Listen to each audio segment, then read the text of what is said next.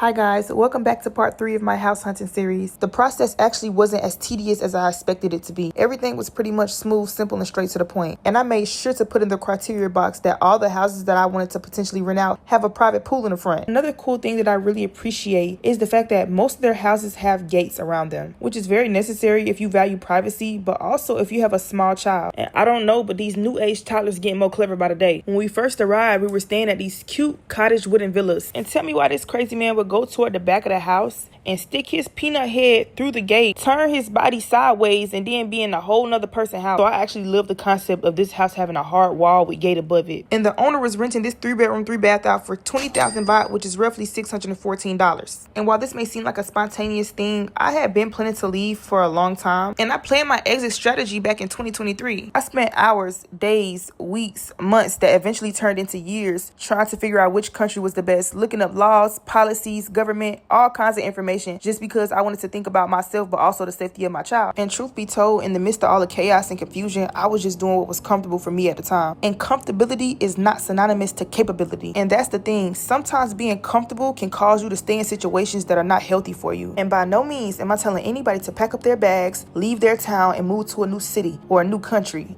I mean, unless you want to, of course, because that don't sound too bad. I mean, I'm essentially just saying that sometimes comfortability can prevent you from growing. Maybe what you need is to change cities and go to a new environment. Or maybe you need to get rid of them weak-ass, fake-ass friends, or go no contact with them toxic-ass family members. Or it can be something as simple as changing your job or career choice. Or maybe it's going back to school to get your master's or pick up a new trade and possibly start some new hobbies and new activities that you always wanted to try. It could even be something as important as going to therapy to work on your mental health, inner child traumas, or grief that you haven't necessarily got over. Sometimes your biggest problem can be the person in the mirror, and that's something that I had to recognize as well. You can in fact be your own worst enemy, especially when you've made mistakes in the past and you don't get over them and make conscious efforts to move forward. The point is that change is very necessary and it's imperative for you to become a better person. Also too, another key thing that I had to work on for myself personally was procrastination. Don't sit around contemplating and waiting too long to do something that you don't end up doing it at all. Just sit and think about how upset and mad and angry you would be if somebody made multiple promises to you and they did not keep them. Now sit and think about all the promises you made to yourself that you didn't keep. And that's suddenly when it hit me that I had a lot of inner work to do and changes that I needed to make emotionally, mentally, physically, and spiritually with myself. And life is an uphill battle. It's not like problems are going to just suddenly disappear. It's more about how you handle and react to the problems. What are your solutions? What do you plan to do in the future moving forward? And I would personally love to give a special thank you to my sister because she is my why. She is one of the reasons why I go so hard. She is one of the reasons why I have yet to give up on myself, because she's constantly motivating me to do better. My sister Oniko is so solution oriented. When I tell y'all, anytime I'm having a problem, she be like, okay, Ovin'ée,